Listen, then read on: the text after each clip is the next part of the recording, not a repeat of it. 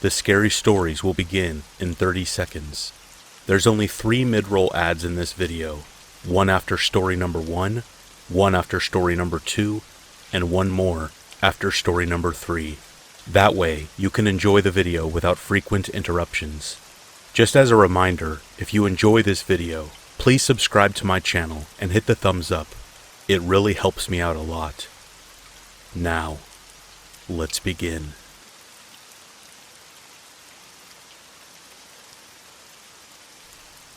Okay, so for the longest time in my teenage years, I earned a few bucks a week by doing babysitting work. It always made me giggle at how there are so many urban legends based around babysitting. The serial killer that stalks the unwitting teen. The call coming from inside the house. Pretty much every Halloween movie in some manner that seems to present babysitting as the vocation of those with a death wish. When in reality, the only thing likely to kill you is the boredom. Sure, you get a bratty kid, and it makes an evening a little more challenging. But get a good one, and you're basically sat on the couch for hours on end, watching tedious cable TV shows and counting the minutes until the parents get home. Saying that, I did babysit for one family that ended in a frankly terrifying experience that ended up in me never, ever babysitting for them ever again. It only happened once, but sometimes once is enough.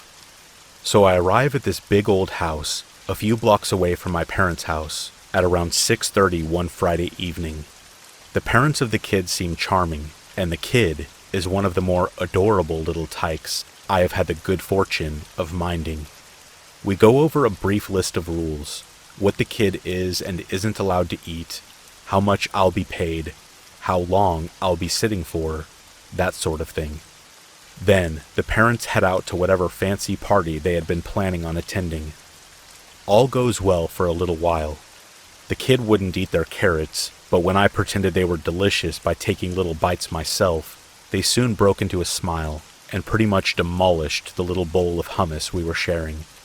With the kid fed, I gave her a bath, tucked her into bed, and that's that. It was honestly one of the easier jobs I had had, right up until the sun started to go down.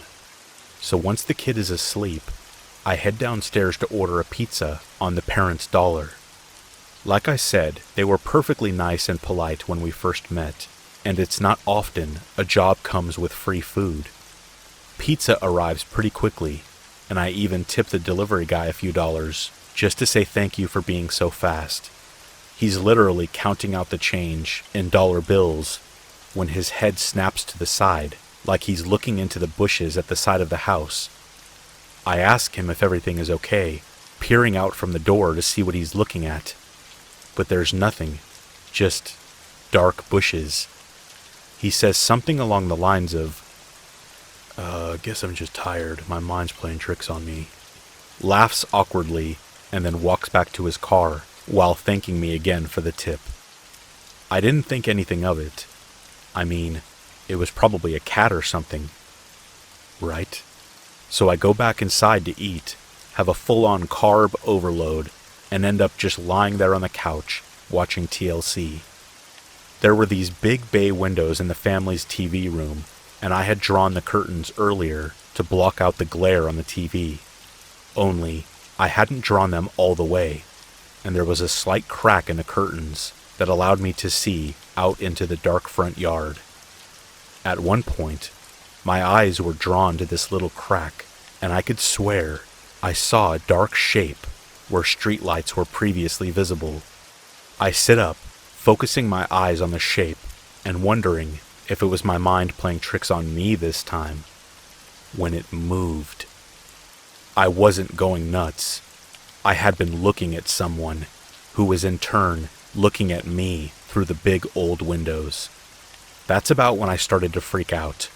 I had been super chilled all evening, but now I was getting that distinctly paranoid feeling, like someone was watching me, someone who didn't exactly have the best of intentions. I run around the house, making sure all the doors and windows are locked as a precaution. all before keeping their cordless phone as close as possible so that, if it came to it, I could call the cops. I was sure that I had seen someone, but the chances of them just vacating the area at the sight of flashing lights, then returning later, would be a huge possibility, and a terrifying one at that. So I decided to shoot my shot only when it would be absolutely necessary. Appearing to waste police time would not be doing me any favors. I suppose I'm just trying to explain why I didn't call the cops right away. I've had friends of mine say they'd have just called 911 right then and there, but I wasn't 100% sure of anything right then. I had seen a shape, not Michael Myers pointing a knife at me. Life isn't black and white most of the time. Anyway, I've secured all the windows and doors, shoved the cordless phone into my hoodie's front pouch, and I've even positioned a Little League bat near the couch so that I was sort of armed. So by that point, I started to feel relatively safe again. If there was some creeper lurking outside looking to prey on a teenage babysitter, they would get one heck of a rude awakening when I waved my bat at them and screamed that the cops were on the way. So I lie back on the couch, but naturally find myself unable to relax. I open the curtains back up so I can see if anyone is hanging around in the front yard, keeping my eyes on the windows, every so often in between watching whatever social train wreck is on TLC. Nothing happens for a while, and I start to think it was all just in my head or something. Right about the time I get up to wander into the kitchen to grab a drink of water. As I'm in there, I get that intense feeling that I'm being watched. I turn to see that same dark shape in the kitchen window, only this time I rush into action. I hammer 911 into the phone, telling the dispatcher I need the cops to their address ASAP, and there's a home invasion in progress.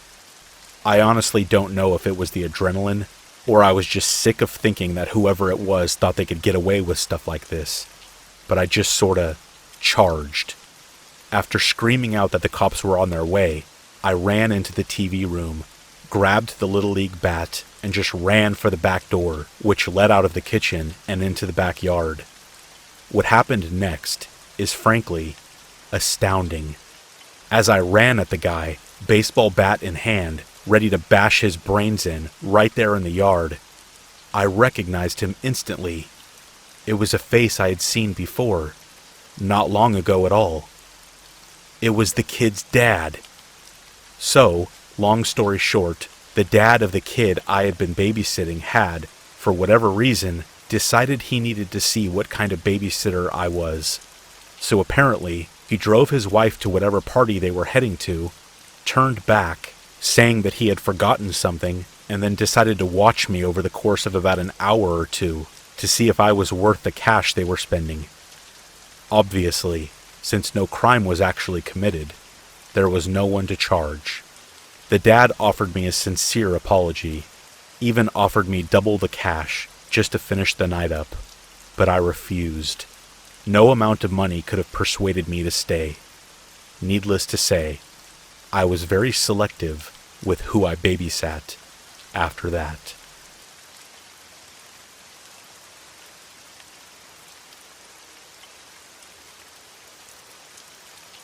Hi everyone. I will try to keep this as concise as possible while still delving into necessary detail. This happened in a span of 2 days, 5 days ago.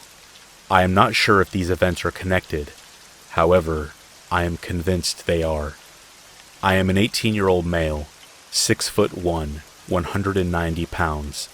I live in Seattle and I work at a grocery store, as my father insisted on me getting a job, and grocery stores are the few places hiring nowadays. Anyways, I work at 5 a.m. and wake up at around 4 a.m. I don't mind it because I get off early. It's still dark when I arrive at the store, and I always have to call the store and ask for the produce workers to let me in. As I was walking up to the door, I see an average-looking man, probably late 30s.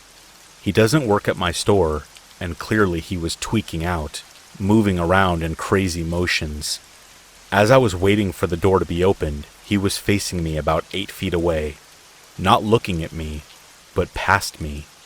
He was chanting some weird satanic stuff, something like, "Satan will come, Satan knows." He kept repeating those lines. I was just standing at the door, like, what is this guy on? Someone just let me inside already. Nothing else strange happens at work that day, and I get off at 9 a.m., as I only worked a 4-hour shift that day. As I'm driving home, I get a call, and the ID said it was from a nearby city. I answer, and I literally just hear a guy breathing. I'm just sitting there thinking this is some corny prank. Since the audio was playing through the speakers in my car, his breathing was amplified, so I'm not sure if it was intentional.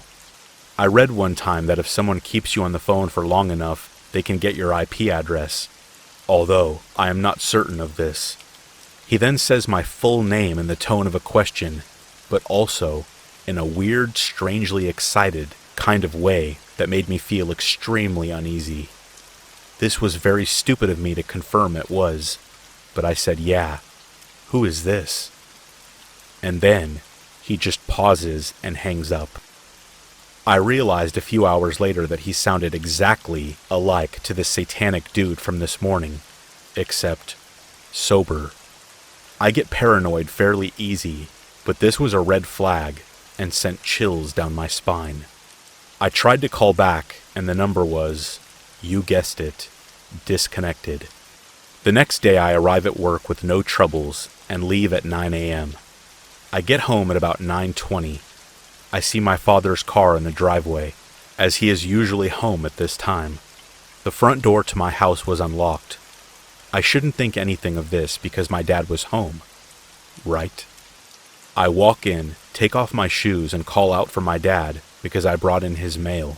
So before I explain this next part, you need to understand that many noises people hear are misidentified as something it is truly not, or their mind is playing games with them, or it's just the house making noises, etc.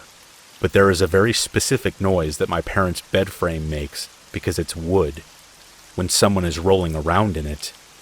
I know this sound very well because my room is right next to my parents', and my dad is an extremely light sleeper, and anytime I drop something or make a relatively loud sound, I can hear him rolling around in his bed because I disturbed him. Okay, continuing on. I call out for my dad as I'm walking up the stairs, and there is no response. Only that noise of the bed frame moving. This is when I got scared, because my dad wakes up very early, and there is no way he was taking a nap at 9:30 a.m. I'm already at the top of the stairs at this point, so I burst into my room and closed my door. I listened through our paper-thin walls, and I genuinely heard someone whispering, and then the springs releasing, as if someone was sitting on the edge and stood up. If he was whispering, that means there could potentially be 2 people in my house, and I could be in real danger. I instinctually grabbed my dresser and dragged it in front of my door. That thing weighs probably at least 150 pounds, and it took me a little while to drag it in front of my door. My heart was pounding. I was worried the intruder would catch on to what I was doing and break through my door before I had the chance to do it. I just slammed the dresser down in front of my door to not waste any more time. Nobody was getting through that door. I felt slightly more relaxed and called my dad. I started to get nervous because he didn't answer, but he sometimes went on walks around the neighborhood at this time. Just as I tried to call him, I saw him walking up the street from out my bedroom window and shouted that it wasn't safe for him to come into the house. At first he laughed it off and proceeded up the driveway, as nothing like this has ever happened, and we live in a somewhat safe area. I repeated myself, but this time I screamed at him. Now he knew I was serious. He could see the fear in my eyes. He stepped back a few feet and asked what was going on, and I felt I didn't really have time to explain and just told him to wait. Once I confirmed my father was safe, I called 911, and the intruder next to me must have heard it because once I got off the phone, they ran down the stairs. I was scared for my dad at this point, because he was just right outside. I had to move the dresser again from my door, as I was in a panicked state, and I left my room and ran down the stairs to see nothing except my dad, who was still confused and pointed out that the back door was wide open. The cops got there about 12 minutes later and came up with nothing. No evidence of forcible entry, literally nothing, besides the wide open back door and some mud tracked into the house, which really pissed me off. Could the man whispering have been the man that was talking to Satan the other day? How did that man know my name on the phone? Can someone track you if they know your phone number and full name? Were these people trying to abduct me? This only happened 5 days ago, and I have been scared ever since, worrying that they might come back. I also have sleep paralysis, and it has gotten worse lately. And if you've had it before, yeah, it sucks. That's my story, and I hope nothing like this happens to any of you. Thank you for listening.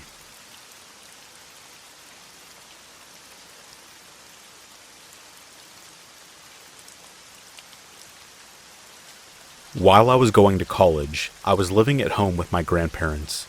I lived in the basement of their 3-bedroom condo in a newly minted condo community near the edge of our mid-sized city's suburbs. The basement was a dugout style, so there were windows across the outside-facing wall to the backyard, but they were low to the ground. So if you were to walk by said windows, the person in the basement could only see your feet. One late summer night, I awoke in my bed. This is fairly startling to me already, since I never wake up in the middle of the night. I listen intently to the sounds around me. I hear nothing but crickets outside my open window in my room. I get that "you're a grown woman, stop thinking the boogeyman is after you" thought, and try to settle back into sleep. When I hear it, distant, aimless whistling out towards the main road that leads to the condo development. I try to listen past my heart racing to tell where the whistling was going. Our condo is one of the last units on the end of the property. If you were to cross by foot into the development from town, our backyard is the first you would walk across. It was the first time that placement made me feel exposed. That, and my window was open. Sure, I still had a screen, but not much comfort to me at the time. Again, the "I am a grown-up" thought came to me and said, "It's probably some drunk guy wandering down the road. He is nowhere near your house, it's no big deal. Go to sleep." So I tried to just block out the noise and get to bed. But the whistling was so aimless with no tune, just like it was trying to get attention, not keep itself occupied, or "I have a song stuck in my head" kind of whistle. I couldn't help but focus on it and hear it getting closer. And then I heard footsteps, aimless footsteps to go with the now horribly loud whistle. Are my grandparents not hearing this? I thought. I am about to get up and go upstairs, but by this point, I am gripped with fear over the closeness of my late-night visitor and my open window. And it's only getting worse, louder and closer until I'm sure the person is stepping on the stones that line the outside of my bedroom window, and with a whistle so loud, I am sure it's them leaning down to look into my room. I bolt, covers off and jumping for the staircase. I thought I would feel safer up there, but it was little comfort. My mind went directly to the sliding glass door to the porch, the one with a staircase to the backyard. It's locked, right? I couldn't bear to even try to listen and see if I heard anything anymore. I bolted yet again, now to my grandparents' room. I was breathless and trying to wake my grandmother. It had to be an emergency to wake either of them, and you would think the situation would count as one. Well, my grandma was not having it, and instead was angry that I might wake up my grandfather. No one believes me since I tended to have one of those wild imaginations people speak of. Well, maybe that was right. It was just me that heard it. Nevertheless, I slept on the upstairs couch after making sure the porch door was locked and taking a fireplace poker to sleep with. It wouldn't be a creepy story, though, without one final twist. About a few days later, my grandmother and I decided to go shopping. We took another road out that we did not normally use, so it's my first time seeing this street since the night of the whistling. I am in the passenger seat watching the condos pass by when I see one with the police tape around it. Worn tape that you could tell was already slack from being up for longer than 24 hours. Grandma? I asked. What happened there? Oh, I didn't tell you? She says nonchalantly. A woman lives there by herself. A man broke into her basement window a couple nights ago. I don't know the details, but her dog scared him off, I guess. It was quiet in the car for a moment, while I was hoping my grandmother would make the connection. Grandma, do you remember when I came to your room a couple nights ago, complaining about a man going past my window? No. Never mind, Grandma. Never mind.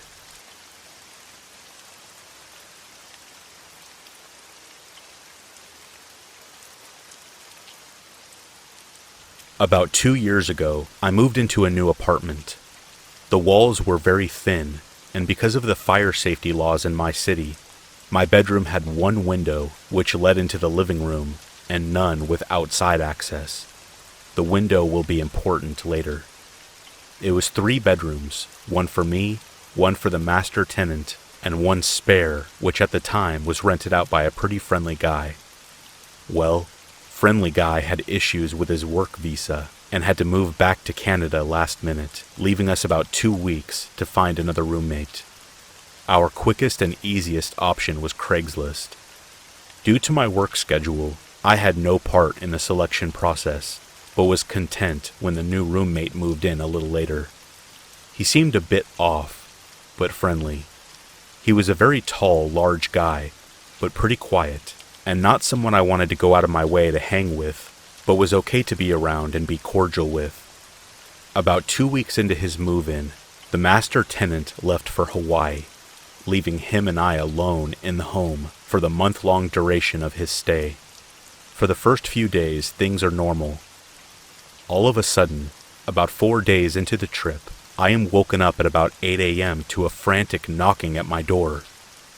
Roommate, we'll call him Kyle, is standing there when I open up. Looking frazzled, he looks me dead in the eye and says, "So, do you want to tell me what went on last night?" To which I was shocked and confused, because I had come home from work at about 9 p.m. and immediately showered and went to bed. I explain this to him, and he tells me that he heard me screaming and arguing with someone in my room, that he saw me in the side alley out the window, arguing with our landlord, whom I had never even seen at that point, that he heard people coming in and out of our house. I tell him no way, none of that ever happened. After staring at me for a little longer, he leaves and doesn't bring it up again. The next morning, I wake up to the same thing. This time he says he saw me arguing with my boyfriend. I was single at the time, had seen me talking with our other roommate, who was in Hawaii, and asking me for the badge number of the officer I had spoken to, since he had apparently seen me talking to a bunch of police as well. This time, I get angry and more or less tell him to cut this crap out, because I'm not doing anything and don't know what he's talking about. He gets a weird look on his face and says, "I think I had a seizure in my sleep. The next time it happens, call an ambulance," and leaves for a bit, only to start knocking again about an hour later, and when I open up, Kyle repeats the exact same story verbatim. This happens once more before I tell him to leave me alone, and I leave for work. I go to work as normal, and I am reluctant to return that night, but I am too tired to switch to an alternate location. Big mistake. About 1 a.m., I wake up to slamming doors. Kyle is pacing back and forth between his bedroom, the living room, and out the front door, walking in and out of each room, turning the lights on and off, mumbling angrily and slamming the doors. I can see his figure pacing back and forth through the frosted window in my room that leads to the living room. Since my room is dark, he cannot see inside. Suddenly he screams, "I cannot live like this! Why are you doing this to me?" I think he's on the phone and don't respond. A few moments later he screams my name repeatedly, and I realize he's directing it towards me. I knew I had to get out of there, so I very quietly creep out of bed and start getting dressed and packing a bag of clothes for work in the morning.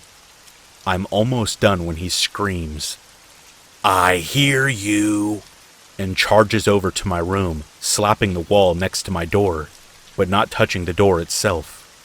I look towards my window and see his shadow lean all the way forward, pressing his ear against the glass. I was terrified and sat completely still, unmoving. He eventually screams my name again and moves away from the window, and I hear him start pacing between rooms again. Now, my shoes are kept on a rack outside my door and not inside my room, so I know that when I leave, I'm going to need a moment to put them on. I decide to wait until his pacing takes him out the front door again, at which time I planned to grab my shoes, put them on, and run. As I'm formulating this plan, the pacing stops. He screams, "Do you want to fight about this? Come out right now and we will fight, I swear." I am a small 5-foot girl, and this guy is easily 3 times my size, so I am definitely not looking to fight. Thanks. After a few minutes, he turns off all the lights, and I hear the door to his room open and close, followed by silence. I wait for a moment to be sure I can't hear any movement, and then decide to take my chance. I took a breath and pulled my door open quickly. I step out and grab my shoes before I look up a second later and see him standing shirtless, with just a pair of boxers and socks on, in the dark of the hallway. His arms hung slightly outward in an awkward position. He says in a low, calm voice, "Ma'am, we need to talk." That was a hard no from me, so I grab my shoes and run out the door with them in hand. I run about half block barefoot before I stop to put them on. When I look back, he is standing in the porch light of our front door, watching me run, but not moving. Luckily, I had a friend who lived 2 blocks away, and I had their spare key, so I let myself in and crashed there for the night. And that's where I stayed for the next week or so, while we worked things out with the master tenant, and Kyle agreed to move out within the week. He says he didn't remember anything that happened, or wasn't sure if it was real or not, but if I said that's what went down, then it must be real. The day Kyle left, he sends me a photo of the house key sitting on the table and says, "I'm out." Nothing else. I take a friend over there with me to scout it and ensure that he has actually left. When we get there, we discover that not only had he left a ton of food and furniture, but he had ripped all of the fire alarms out of the ceilings. He had unscrewed and removed the deadbolt to the front door and left them lined up neatly on the front table. We then realized that my front door can only be locked by using a key from the outside, and it had been locked when we arrived, meaning Kyle still had a key. We called a locksmith immediately. Even after changing the locks, I was still terrified to stay there alone afterwards, and never went to sleep at night without barricading the doors with chairs and other furniture. To this day, I still fear for his safety. He was obviously psychologically unstable, but also wonder what could have happened if I hadn't been as lucky as I was.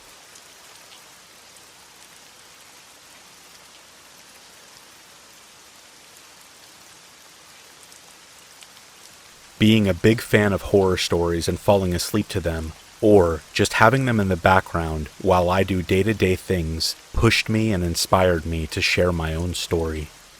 I am a 15-year-old girl, but at the time this happened, I must have been 8 or 9. I don't really remember. All I know is that it was before I moved to the UK, where I live now. So the story took place in my home country, which I will not name for personal reasons, as it took place long ago. I don't remember the details, so I apologize if it has a few gaps here and there.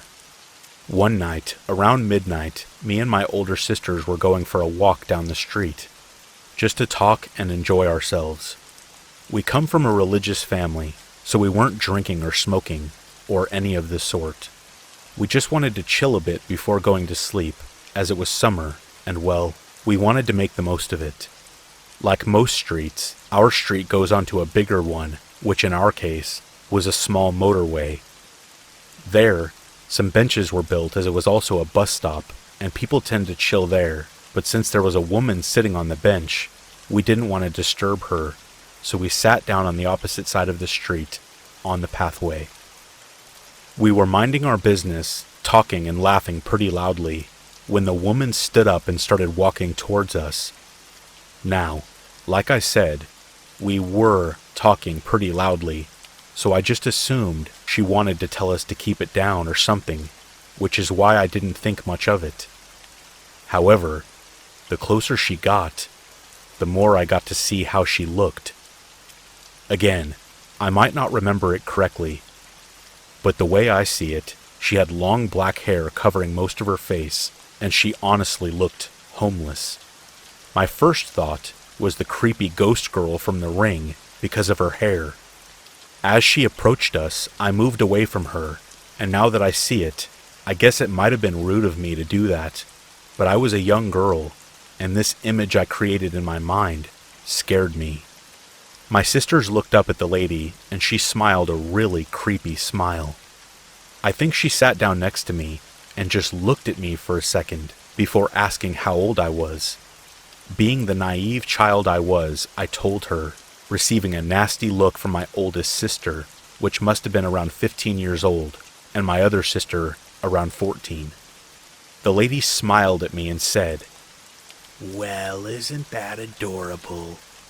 I have some kids the exact same age as you. Come play with them."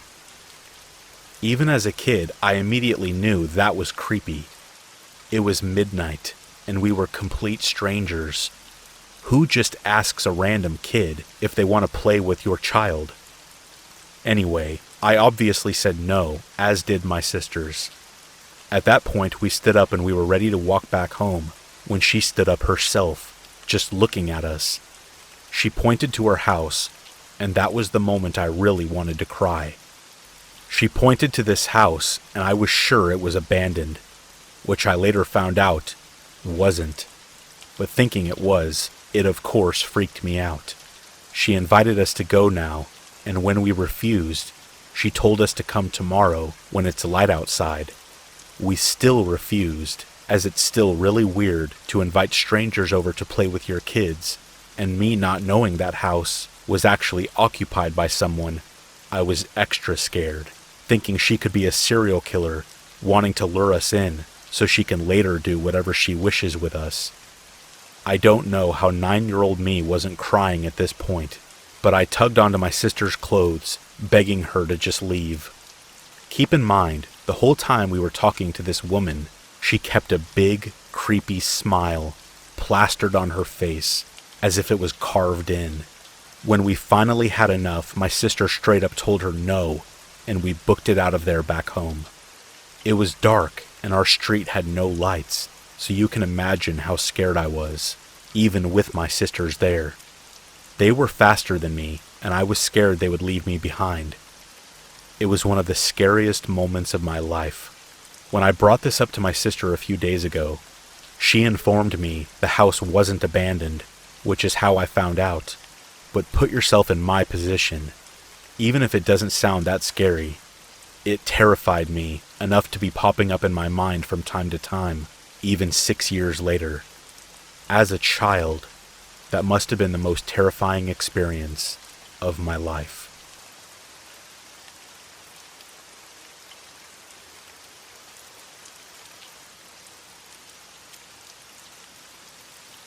The backwoods of North Carolina are full of old, sleeping houses that ought to be torn down.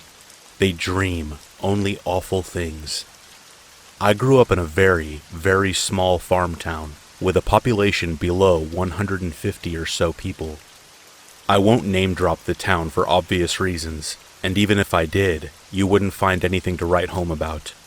There's a caution light and several abandoned buildings, a barely functional gas station that will grossly overcharge you, and that's about it. You go more than half a mile in any direction and you will officially be outside of the city limits, though there are dozens of people who live in these heavily wooded farmlands that call the town home, simply because it's the closest thing in shouting distance. Though, that would be akin to saying that Mars was within shouting distance of Earth. I have had a few experiences in these woods that I cannot fully explain. I can describe them, and I will, but I cannot offer any scientific explanation for them. I know that tales of wendigos and skinwalkers and other natural forest demon spooks are popular, but wendigos are a creature that belong to the tribal legends of tribes centered around the Great Lakes region of the northern United States, Wisconsin and Michigan, and into the eastern coast of Canada. Skinwalkers are exclusively tied to the Navajo religion and Navajo grounds, which are in the deserts of the far west of the United States. Keep that in the back of your mind as you listen to this. I first began to notice the presence when I was around 12 years old. Playing in the woods was really the only pastime I had available to me outside of playing video games, but video games got old rather quickly. I was an only child, and there weren't any other children in the area, so exploring the woods was a good outlet for my imagination. Prior to my first real experience, the spookiest thing in the woods around here would have been a venomous snake. Even then, the snakes we have aren't likely to kill you unless you just seriously neglect the wound or have an allergic reaction.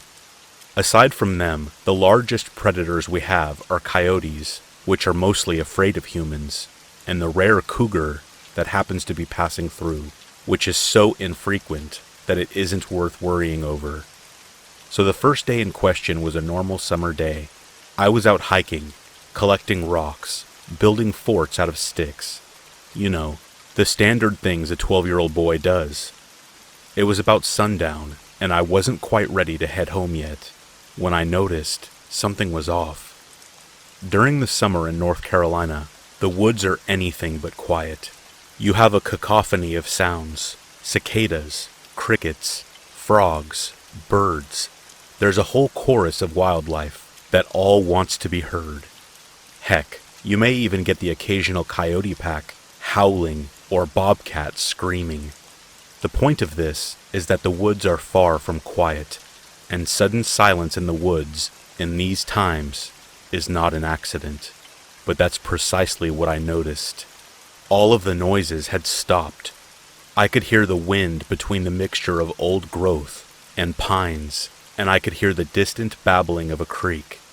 But that was it. This was strange to me, but at the time I didn't realize what an ill omen it was in and of itself. I actually remember thinking that the water sounded peaceful, and walking deeper into the woods to listen to it better. As I did, though, I began to get this overwhelming sense of foreboding. It wasn't the standard, I feel like I'm being watched. No, I didn't feel any eyes on me, or feel like I was being followed, or any of those standard paranoias. No.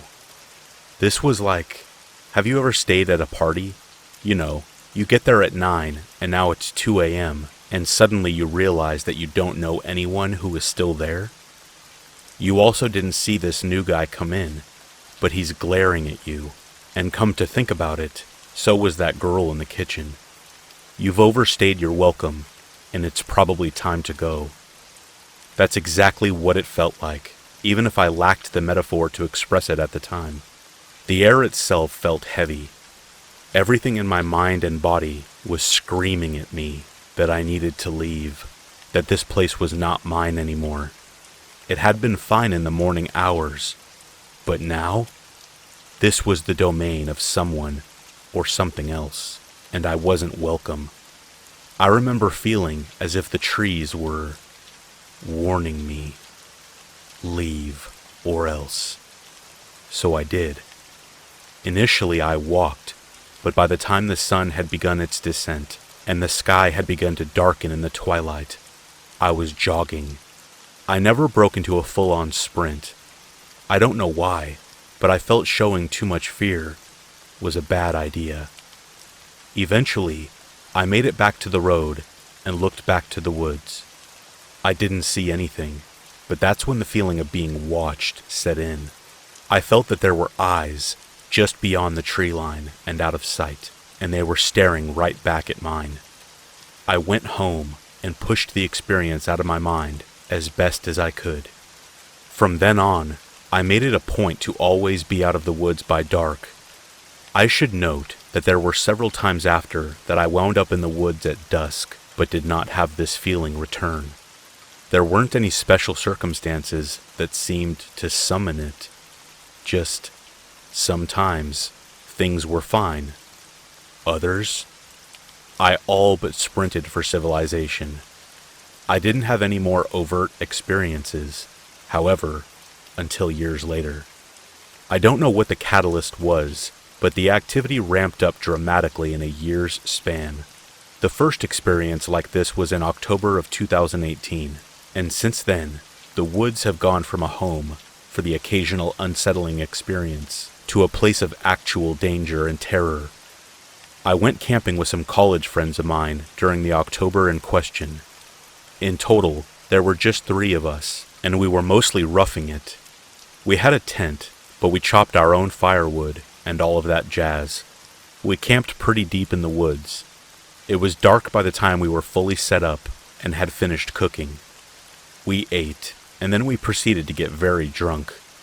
I don't know how much we actually drank, as we were just sipping out of a handle of vodka and passing it around the campfire as we talked about everything from ghost stories to the more tangible fears in our lives, such as our dating lives and the prospect of post-graduation plans. This went on well into the night, with the stories growing more nonsensical and the laughter growing louder as the bottle grew lighter. By 1:30 a.m. or so, it had grown deathly cold. I decided that was a night for me, and that I was going to get into my sleeping bag. The other 2 weren't ready to sleep yet, and one of my friends, we'll call him Frank, decided he wanted to smoke a cigarette. Meanwhile, the other friend, we'll call him Tim, decided that this was a good time for him to go climb a large rock about 70 or so yards away from the tent. Frank begrudgingly goes to supervise him while he finishes off his cigarette. So they're both a good 70, maybe 80 yards away from the tent. I am now in my sleeping bag and trying to fall asleep, and I can hear them laughing and talking, and it's obviously far away. It's right at this time that something heavy slams into the side of the tent, like heavy enough that I'm surprised the tent didn't collapse. I didn't move. I was drunk, but not so drunk as to not realize that whatever was out there didn't stop by to borrow a cup of sugar. That sense of dread filled me at once, and even though I had my shotgun with me, I couldn't bring myself to reach for it. I felt staying still was a safer approach. I heard something breathing. It wasn't a human breathing, though. This was loud and weirdly wet sounding. It wasn't sniffing or anything like that. Just deeply breathing. This only went on for a total of fewer than 10 seconds, and all at once, it was gone. No footsteps, no banging on the tent, no gradual decline in breathing. Nothing. It was gone, and Frank and Tim had never seen that it was there, let alone what it might have been. It's honestly probably best that they didn't. They stayed up a while longer before turning in. I woke up first and stepped out to see if there were any footprints. There weren't, but there was something more ominous. The entire clearing that we were camping in now had, scattered throughout the grass and early morning frost, circles of bone. Not large bones, no, but crushed up and arranged bones of small creatures, like a rabbit or a small bird maybe. I would assume we were in a predator's hunting ground, save for the fact that the bones were neatly arranged in circles, all of them same sizes and with equal spacing. I woke Tim and Frank up. We packed up and left immediately. This last experience is the most recent and the most intense. There was a meteor shower not too long ago, and I returned to the clearing where my friends and I went camping to observe it, as there is very little light pollution at it. It was stellar, and I loved every second of it, but I wasn't out there long when my dog, who I brought with me, started acting strange. He had pinned his hair back while lying down and was now staring very intently at the tree line. He wasn't barking or growling. He was silent and just watching. It was strange, but I assumed he had caught wind of a deer or other prey animal, and he was on the hunt. After a moment, a nearby coyote howled. I felt a wave of relief, as my dog's behavior was beginning to make me uneasy. He was just tense because of the coyote, and it would pass. There was something wrong, though. First, coyotes hunt in packs. It's extremely uncommon for a solo coyote to hunt and howl like this. Second, my dog had begun to whimper now, and was shying back to the edge of the truck as though he were afraid, and the coyote was drawing closer, it seemed. My brain began connecting a lot of dots. The woods were silent. That feeling had returned. I was in the same spot as the last encounter, and then I registered the sound of branches breaking. Coyotes are not heavy enough to do that, I thought, and the second I did, as though whatever was out there had waited for me to realize it, the coyote stopped pretending to be one, or at least, I don't know, it stopped howling. It then erupted into the most horrible sound I have ever heard. The coyote was laughing. It wasn't a hyena sort of laugh, though. It was this garbled, mangled mess of sound that sounded like an animal trying and doing a piss-poor job to impersonate the cadence of human laughter. And it was on this recording track where after every fourth laugh, it seemed to loop. It was rapidly growing louder over the sound of breaking branches. I frantically jumped up, grabbed my dog, and fumbled for my truck keys to get out of there. As I tried to get my keys and get my door open, the laugh stopped, only for this guttural and deep scream to resound from the forest. I say deep to emphasize that it wasn't a bobcat or fox. They have high-pitched sounds. This was very low. It had the same pitch as, say, a roar, but it was in that same horribly botched nonsense that the laugh was in. Of course, the laughter resumed immediately, but as I got in my truck and turned the lights on, dead silence. In a moment of stupid bravado and curiosity, I turned my truck towards the tree line before I left to shine my headlights and see if I saw anything. Between the trees, I saw what seemed to be a man. He was of average height and wearing a white t-shirt, and I assume blue jeans, though I could not see a face or arms or anything of that nature, just his silhouette and his clothes. In hindsight, I think he was only a silhouette. Maybe. I blinked, and he was gone. That's my story. I don't know what is in the backwoods of North Carolina, and I don't want to know, and it's probably best you don't try to find out. It doesn't seem too welcoming to strangers.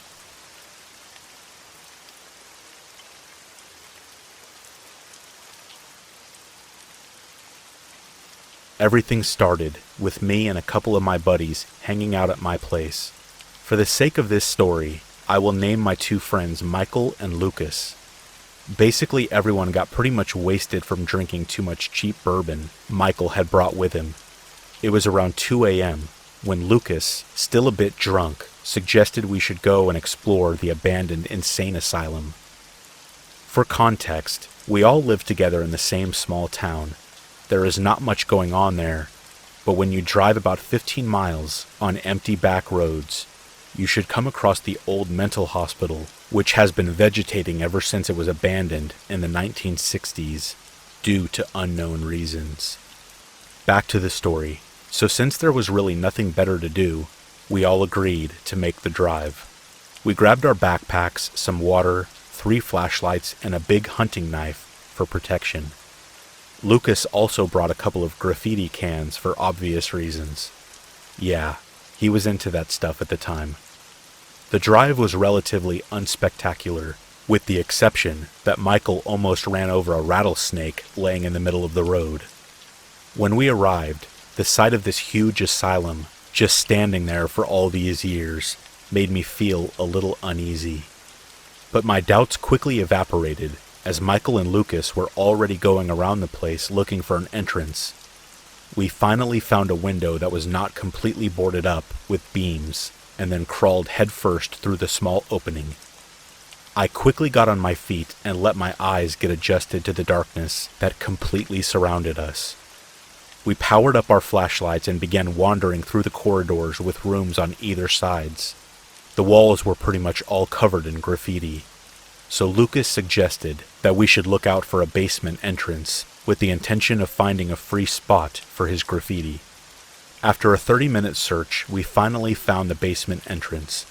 The stairs were rusty and creaked with every step. The whole basement smelled terrible.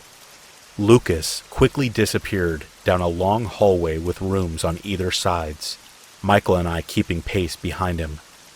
As we wandered off further into the dark hallway, which our cheap flashlights only poorly lit, the terrible smell grew worse.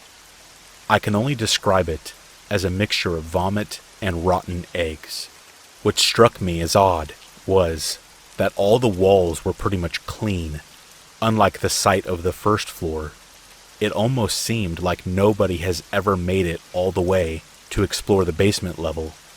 Everything was going relatively smooth up until the point when Lucas started making much noise by shaking his graffiti cans in order to prepare them for his act of vandalism. So he started spray painting one of the nearby walls. Michael and I just watched him do his thing. When he finally finished his piece, the smell of aerosol in the air almost drowned out that horrible stink that was still in the air. As we made our way down the hallway, I could tell that the smell came from a small room further down to the left of us. At this point, we were all pretty much freaking out of what we would find in that room. I had the hunting knife tight in my hand as I approached the room and shined my flashlight inside. The light beam hit, and I kid you not, a circle of burned out candles, and in the center of the candles was a dark object hanging from the ceiling. At this point, I had to vomit because of the smell coming from this room. Michael was the bravest one of us as he stumbled into this room, grabbing a metal bar from the pile of junk next to him, poking the object with it, as right then we realized the amount of dark brownish stains on the floor under it. We all quickly sobered up due to the situation as we heard several voices and fast approaching footsteps from across the other hallway. I never ran that fast in my entire life. It's really amazing what adrenaline can affect. We finally reached the set of stairs and sprinted through the floor. As we finally reached the window we had entered from, Michael also vomited onto the floor. Lucas then realized that he had left his backpack full of his stuff in the basement, as he didn't have enough time to pick it up. We sprinted out front and got into my car and hightailed it out of there. As much as I know, we only have suggestions of what we saw in that basement. Maybe there was some kind of satanic ritual taking place, or we just stumbled across a murder scene. We haven't told anybody this story. In fact, Lucas told me that he had not had a good night of sleep since that day, knowing he left his wallet in his backpack there, keeping all his personal information, including his home address.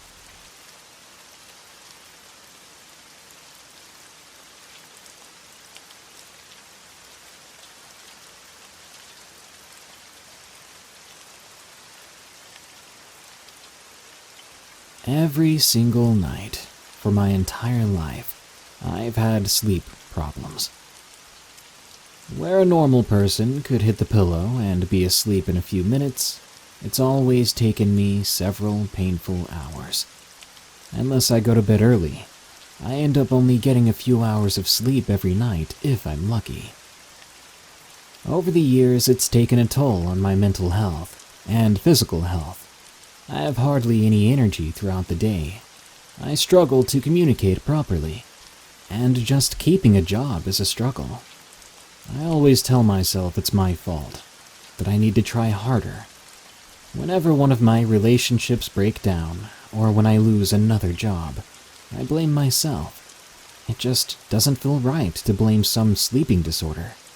Maybe if I had tried harder, none of it would have happened, I tell myself.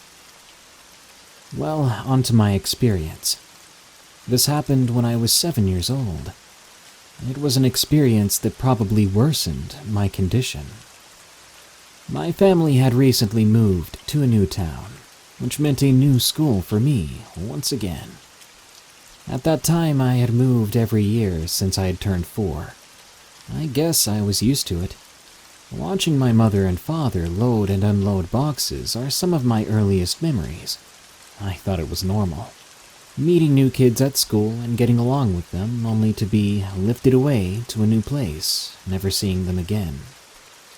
So at the age of 7, at this new school, I met a new friend. Let's call him Andy.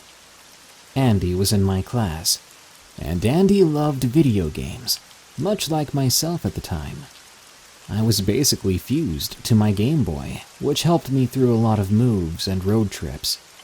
Andy and I liked the same games, had the same systems, and even read the same books. As the weeks passed in school, I got closer to Andy. It got to the point where, when Andy was gone for the day, it just didn't feel the same. It didn't feel right. Andy soon became my best friend, my earliest and closest friend I can remember. Before long, he began asking me if I could sleep over. I'd never been to a sleepover before, but I was no stranger to them, having heard kids in my class talk about it from time to time. You know how kids are. Coming back to school after a weekend of a sleepover, bragging about staying up all night, laughing about inside jokes they had created together that no one else understood. Seeing those kids come back to school so happy, it made me excited that someone finally invited me to sleep over. There was no way I'd say no. But I would need my parents' permission, of course. The first time Andy asked me to sleep over, it was a Friday. I came home excited, ecstatic. I got off the bus and ran right to my mom, asking her if I could spend the night with my friend Andy. But my mother didn't smile or react in any positive way. Instead, she did this half frown for about 2 seconds, then went back to doing what she was doing, before replying, "Sorry, honey. We would need to know him and his parents a little bit better, okay?" I was heartbroken, but I was not deterred. I pulled that all too well-known trick that kids do. Ask one parent, and if that fails, secretly ask the other. My dad got home a few hours later. The sun had already gone down, and he looked admittedly quite tired. I felt bad at first, thinking about going up to him while he was so exhausted and just got home, only to ask him for something that I wanted. Eventually, I built up the courage and went over. He didn't really acknowledge me at first. He placed his hand on my shoulder as he walked by, going to pour himself a glass of wine to relax for the evening. I followed in his tracks, trying to think of how to ask it in the most effective way. "Hey, Dad, my best friend Andy asked me to sleep over, and I was..." "Do we know his parents?" That was his immediate response. No, we haven't met his parents yet, but he's a really good kid, and I..." "Maybe some other time, son. Maybe after we get to know them. Man, I tell ya, after asking both of my parents for this and being so excited about it, after being told no by both of them, I cried that night, but I soon got my hopes up again. They both said the same thing, basically. I couldn't go stay with Andy because we didn't know his parents very well. All we had to do was get them to know each other. I ended up calling Andy and letting him know what my parents said. We got a plan together to get our parents to meet up somewhere. Little did I know at the time this would take months. My parents were stubborn. I would let them know that Andy's parents invited them to a dinner for all of us, and they would even pay for it. But time and time again, my parents said no. They didn't have the time, or they didn't feel like it. I thought it was never going to happen. Not until Andy's birthday came around. I think me coming home with an invitation to his birthday party finally convinced them to come meet Andy and his parents. That coming Saturday, we went to his birthday party. That was also the first time that Andy said something weird. We arrived at a Chuck E. Cheese. Pizza was already ready, along with ice cream and other unhealthy things. The day before, my parents asked me what sort of gift to get for Andy.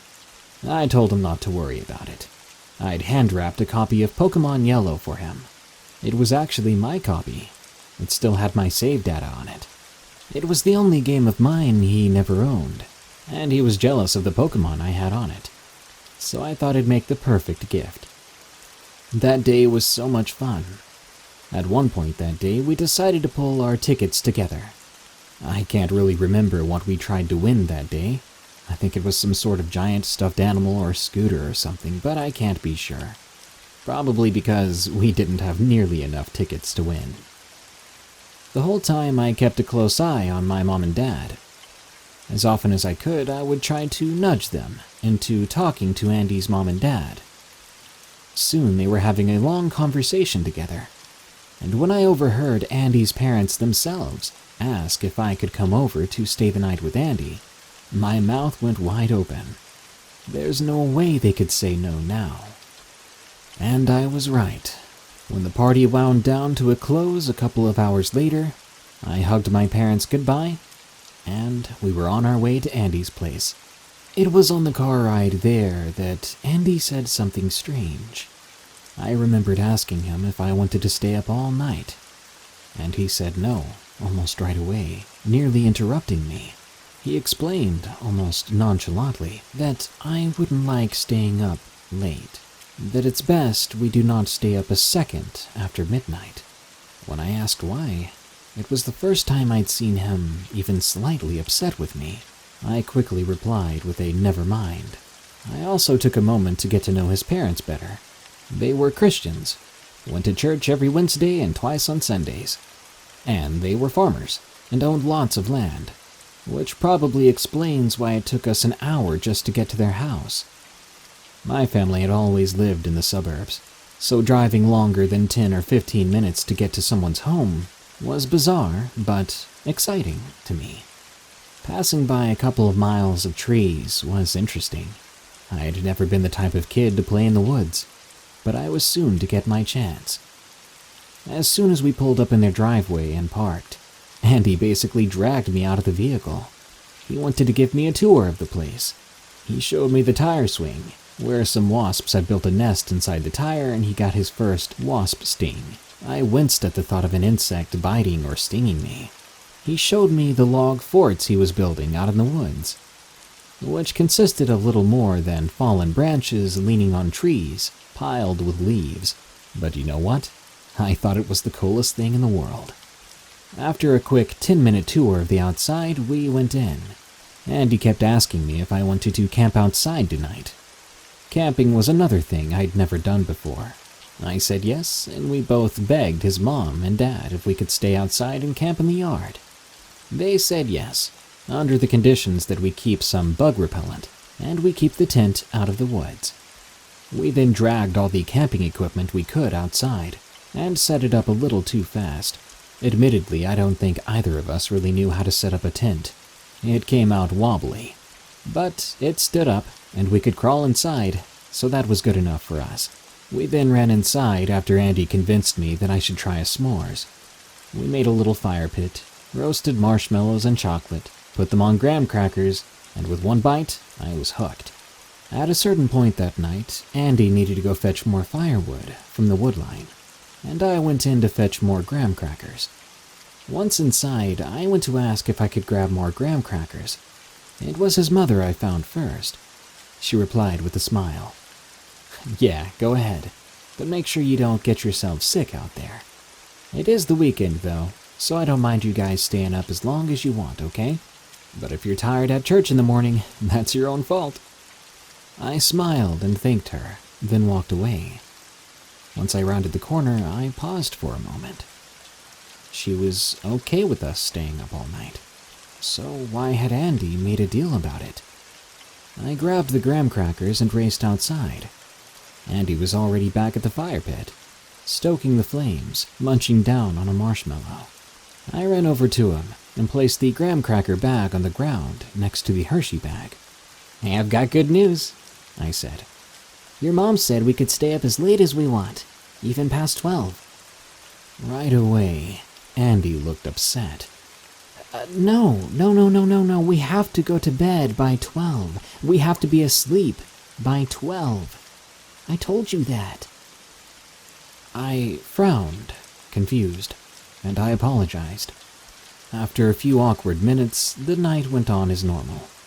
But I did notice that the closer it got towards 12, the more Andy would stare toward the woods.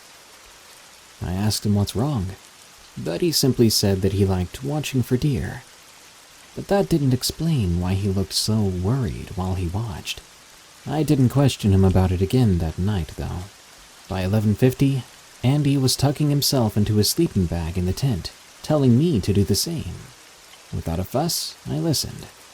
We zipped up the tent, turned off the lantern, and went to sleep. At least, that's what Andy did. As I said at the start, I've always had trouble sleeping. Andy was out like a light within 3 minutes or so. I could tell from the way he was snoring lightly. By 11:59 or so, I'd tossed and turned enough to know that it was another one of those mostly sleepless nights. I sighed and just dealt with it, turning over on my left side and keeping my eyes shut, trying not to let my mind wander too much. A few minutes later, I heard something coming from outside the tent. They were footsteps. Something was walking around along the wood line, and whatever it was, it didn't seem to care about being quiet. When I heard the footsteps break the wood line and begin to approach the tent, I nearly cried in fear. "It's just a deer. It's just a deer," I told myself in my head over and over again, each second the footsteps drawing closer until they passed the tent. As the steps sounded like they were walking away towards the house, I reached over and shook Andy. "Wake up! There's someone outside." His snoring stopped, but he didn't stir. For the next few seconds, I expected him to react or respond to me, but he didn't. I crawled over towards him. He was on his right side, so I couldn't see his face. I raised my head over him to check if he was awake. My heart felt as if it was going to collapse, because when I looked at his face, his eyes were wide open, and they were staring straight ahead, blankly, at the nylon tent wall. I couldn't even bring myself to ask him what was wrong. I tried to not be afraid. Maybe he was asleep still, just with his eyes open. I shook my head, telling myself that I was being paranoid. I went to unzip the tent. I wanted to see who was walking around outside.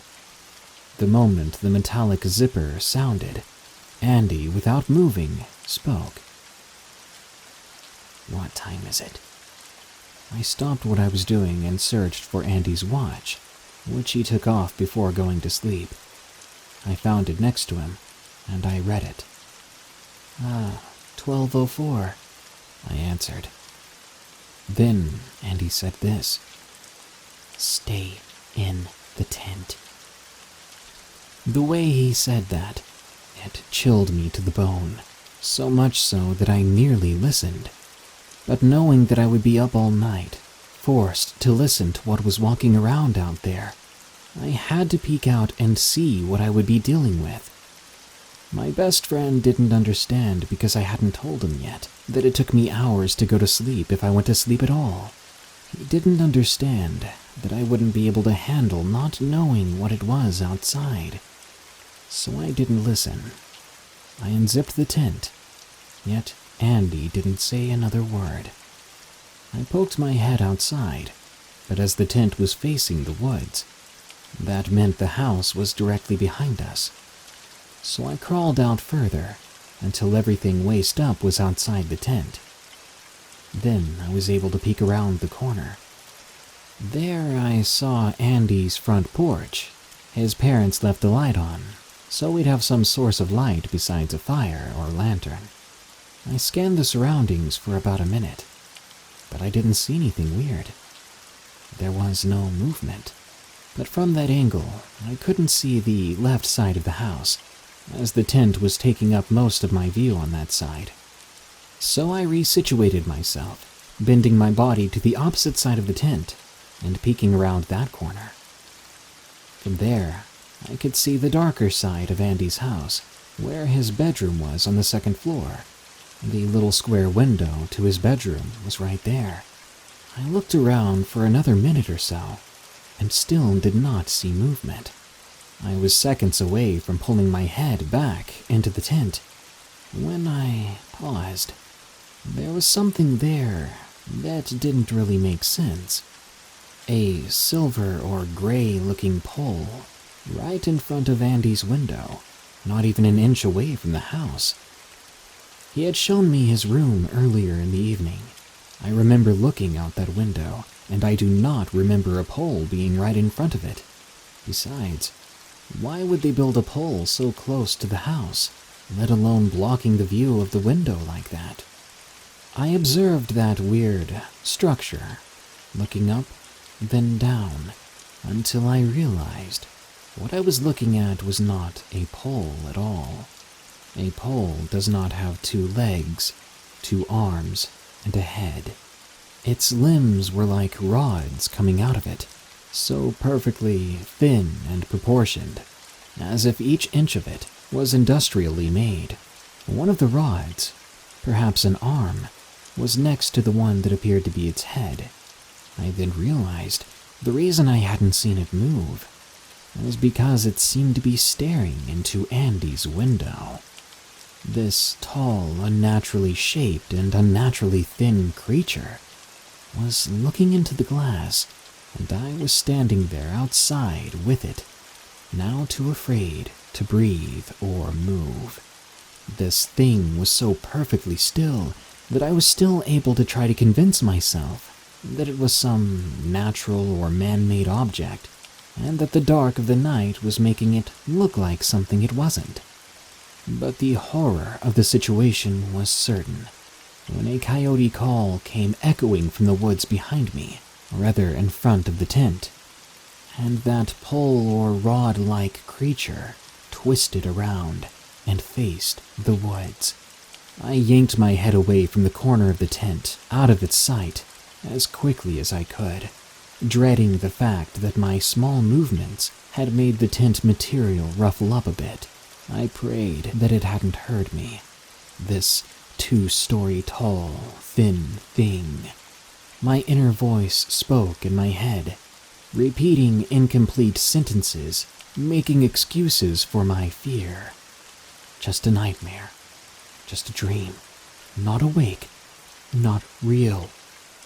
But I knew better than that. Andy continued to pretend to be asleep as the footsteps began to approach the tent again. My heart pounded more and more. 7 years old, and it felt as if I was going to die from a heart attack.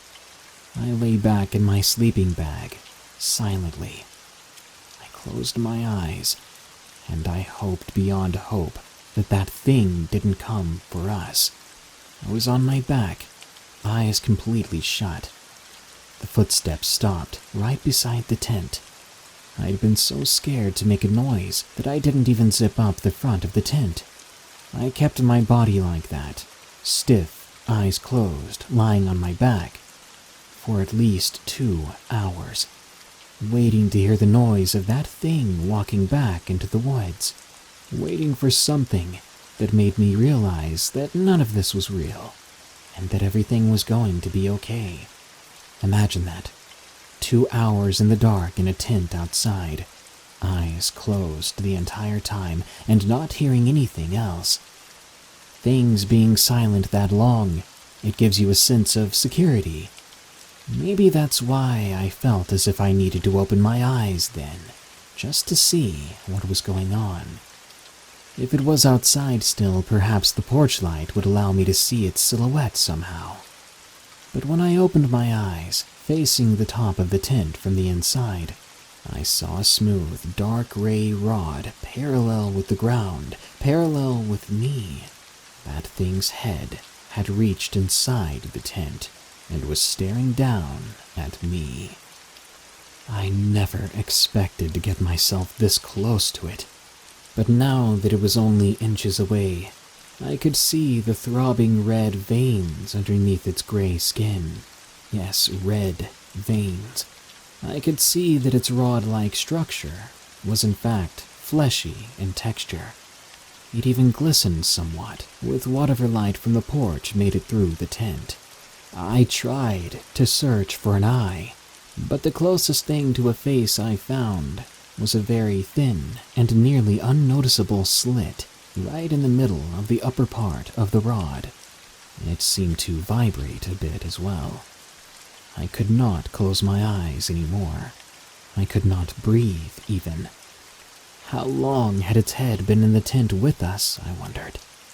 How long had we not been alone? Suddenly, more coyote calls came from within the woods, much closer than they had been before. It must have startled this thing, 'cause it stood stark straight up, bringing with it the tent. Everything inside the tent began to fall out, Andy and I included. We hit the ground at nearly 10 feet high. I wanted to scream when I landed on the tips of my fingers on one of my arms, but I held it back. I'd watched Andy fall with me, and it was the most insane thing. When he hit the ground, he didn't react, didn't stiffen up at all. He stayed loose and limp, playing dead, or just asleep, desperate not to let that thing know he was there. With Andy's tent now looped around its body, stopping just at where its shoulders should have been, the creature walked into the forest and disappeared. When we could no longer hear its footsteps, Andy jumped up, grabbed me by the shoulder, and got us both to run inside. Once we were safely inside the house, I told him we needed to tell his parents, but he panicked and said no matter what I said. He refused to tell anyone else.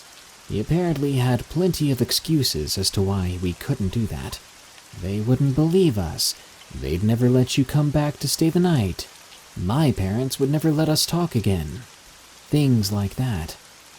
I know now these were probably silly excuses for something so dire and dangerous.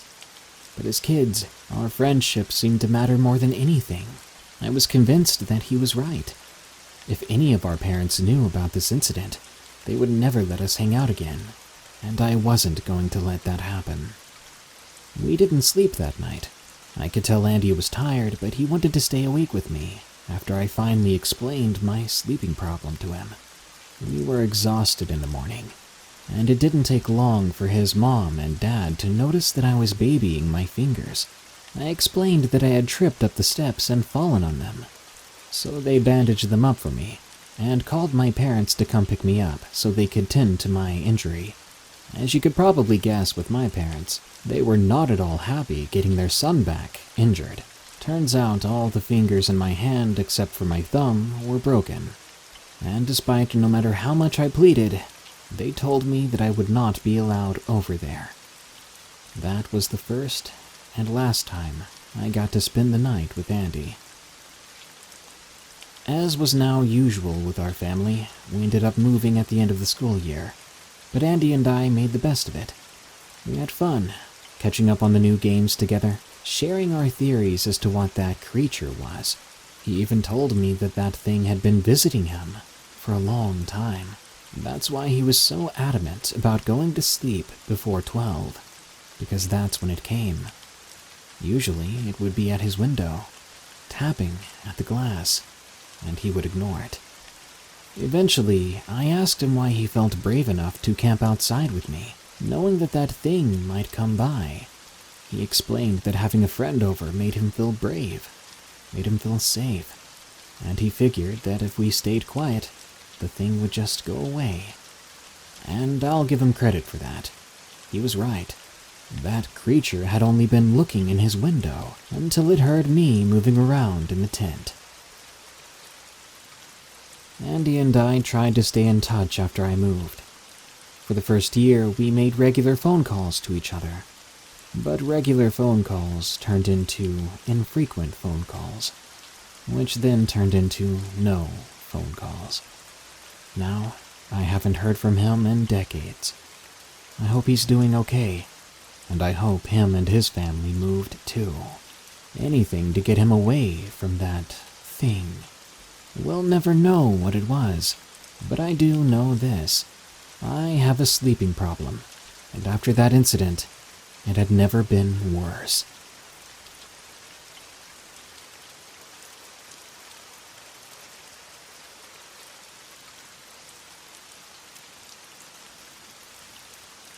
I live in Maryland. I've lived here my whole 25-year-old life. Back in high school, I was a part of my track and field team. Running was and still is one of the few things I'm good at. As you'll see from my story, though, running was what got me into this mess, and yet it also got me out of it, or at least away from it, for the night. After high school, my parents let me move into their country rent property, under the condition that I either further my studies by attending college or remaining employed full-time. They even offered to let me take over payments for the house, if I had the monthly income to do it, meaning I had the chance to make it my own home one day. I was lucky for this. Not too many kids out of high school had the opportunity to be homeowners out of the gate. I just needed to find a well-paying job. I wasn't really interested in going to college, honestly.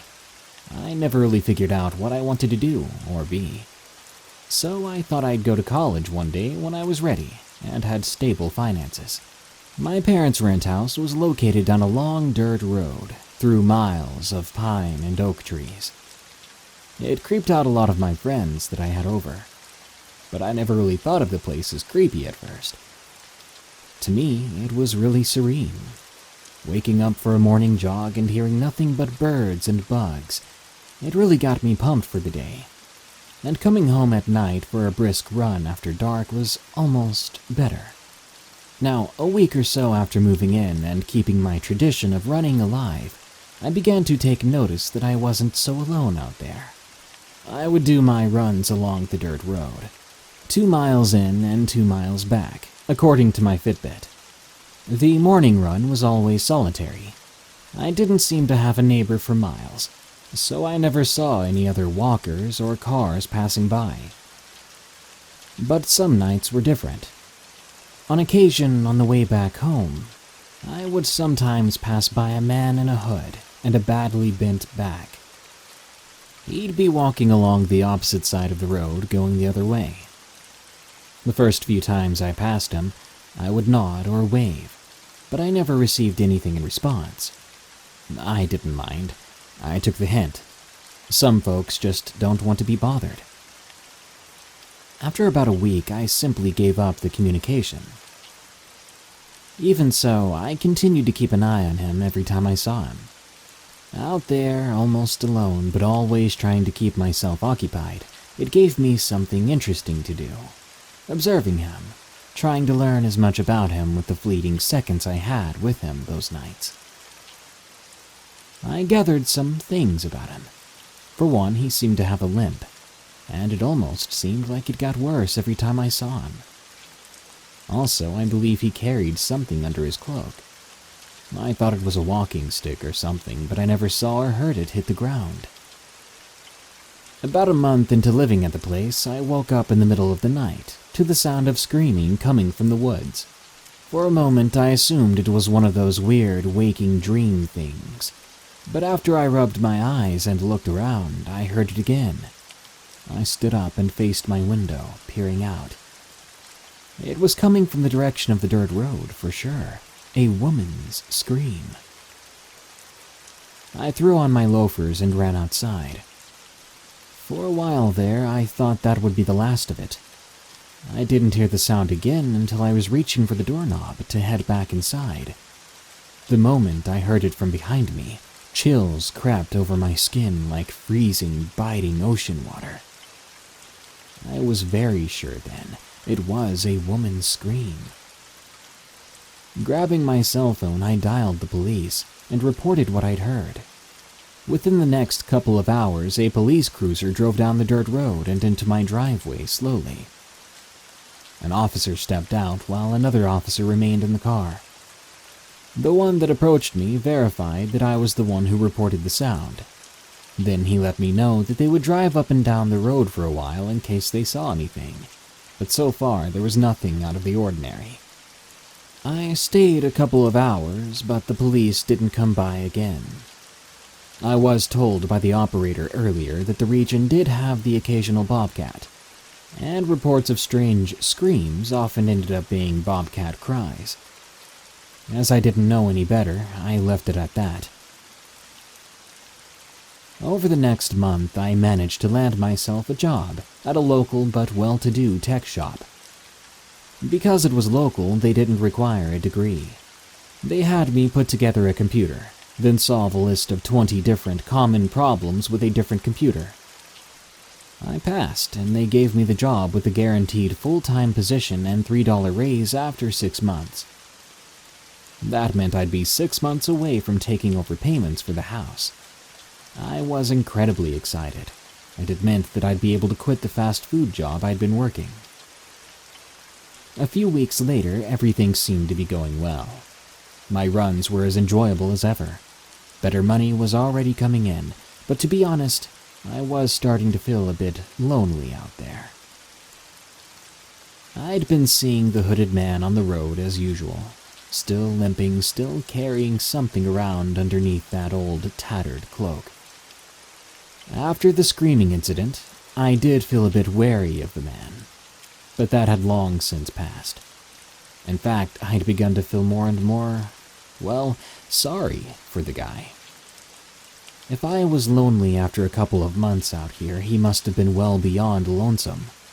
And the way he limped worse and worse over the weeks, I figured at one point that maybe, since he was kind of a neighbor to me, I'd keep him company one night. Sure, he had never replied to me, but that was when I'd had headphones in, and I was moving at a quicker pace. One night, as I was jogging back from the 2-mile mark, I spotted his disheveled form approaching steadily in the distance. The full moon allowed me to see a bit further than usual. I slowed down to a walk, and I caught my breath. I thought about what I was going to say. Just as he was stumbling past, I breathed in and spoke to him. Hey there. Would you mind some company? For the first time since the first night I saw him, he reacted. The man stopped in his tracks. I turned to face him and approached his closest side. He began to walk again, and I walked next to him. I noticed his breathing was deep and slow, even a bit hoarse. More than ever, I was wondering why the guy so frequently took walks out here, what with a limp and trouble breathing and all that. So I see you around here from time to time on my runs. I tried to start a conversation. Do you, live nearby? I'm new around here myself. I actually didn't think I had any neighbors. Suddenly, I heard his limping gait stop. I looked over at him. He seemed to have stopped breathing. Then I heard a metallic clang on the rocks below him. Looking down, something smooth and silvery had hit the ground. It looked like an axe head. I swallowed hard and tried not to freak out. He was probably out here chopping wood, I guessed. Then something happened that I didn't expect. The man sighed, standing up to his full height. I personally stand at just about 6 feet tall, so I was surprised when he stood to my height. But my breathing stopped too, as he continued to stand to a taller and taller height. That bent back of his straightened entirely, and the cloak that had nearly dragged the ground before was now at waist height. Legs that should have belonged to an old man were instead backwards bent limbs ending in something that wasn't feet. At his side, in his massive hand, was certainly a wood-cutting axe, sheening in the light of the full moon. I didn't notice that I had fallen onto my butt, staring up at this neighbor of mine. His hood had dipped backward a bit, and a forward-facing snout poked through the dark. I could see it grinding its teeth, each of them thick and ivory and square. These features reminded me of a goat more than anything else. It stood still, a mist forming in front of its mouth as it breathed perfectly well and silently, as if it was waiting for me to react now. And after finding my sanity, I pulled myself off the ground and ran faster than I ever had before. I had another 1.5 miles to go or so, and I ran the full way, only stopping when I was able to collapse on my own couch. After that experience, I ran only in the morning, and only after a week without running at all, terrified that I would see the hooded figure again. I would hear more screaming the odd day of the months as they went on, and eventually I was able to have the house's loan signed over to me. The moment should have been happy, but I couldn't help but feel as if I had trapped myself in my new forested hell with something that isn't human. To this day, I pray that I don't see another cloaked figure on that dirt road.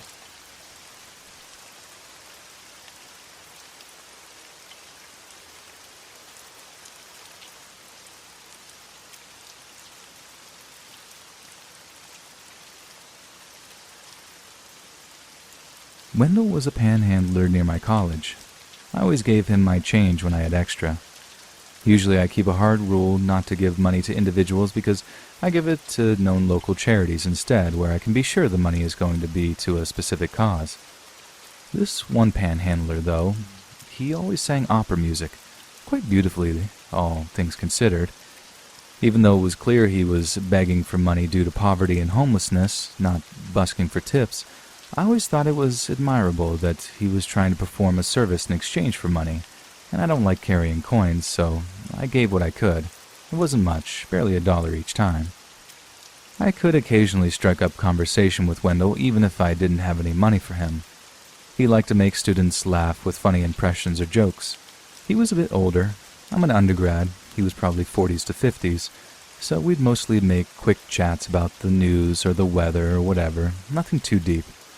Sometimes he'd randomly share something so intimate I'd feel obligated to reciprocate with something at least superficially personal. He'd blurt out that he almost went to college on a baseball scholarship, but drugs ruined everything. I'd be like, "Oh, wow, sorry to hear that. I play volleyball. Not for scholarship, though.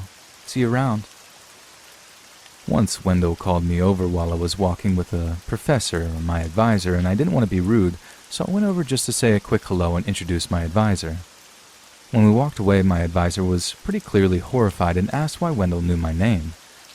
I explained our little friendship. He said the homeless in this city weren't like the homeless in my smaller town back home. I figured he was being elitist, and I think he could tell I hadn't taken him seriously because after we dropped the subject just before I left, he reiterated that I shouldn't forge friendships with the homeless population in this city, or even give them money because the chronically homeless, the ones on the streets enough that you could get to know them, tended to have criminal or addictive histories.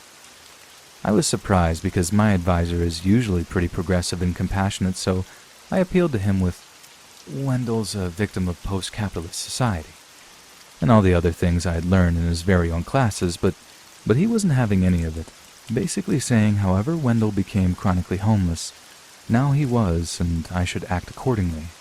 So my professor strongly implored me not to continue even talking to Wendell at all.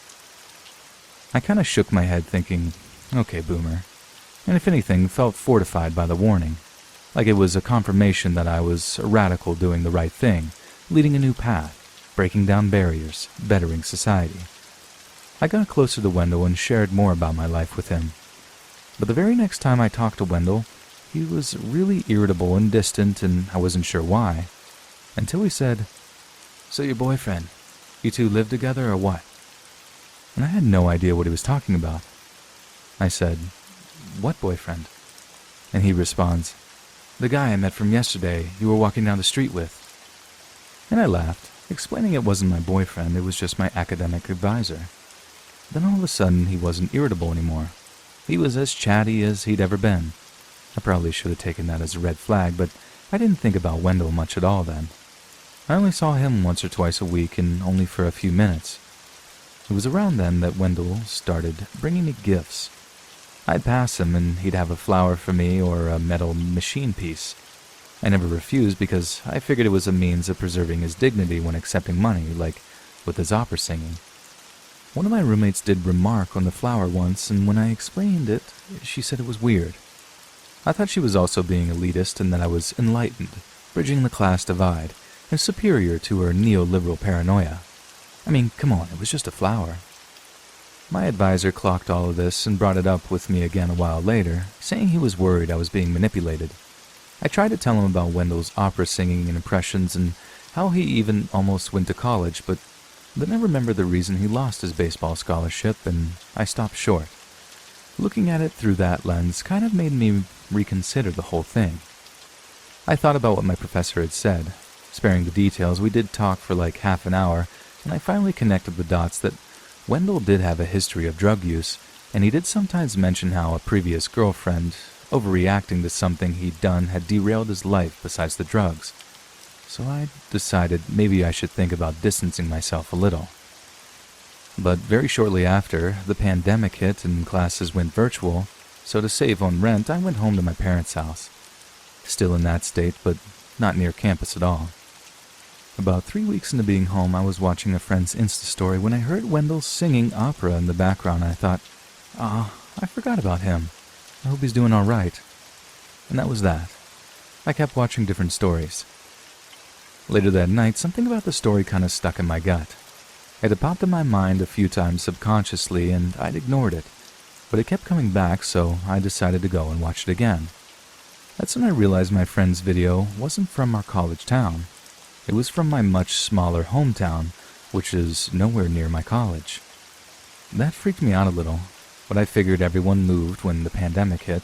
My town isn't that small. It isn't that far from the college. It was probably coincidence. I really wanted to mention it to my parents, but they had always warned me against talking to homeless people. Besides, like, can I buy you a meal? So I felt too embarrassed to explain the situation to them, especially since it was probably a coincidence, and I would sound so conceited if I were like, he definitely followed me because aren't I just so great that he's probably obsessed with me?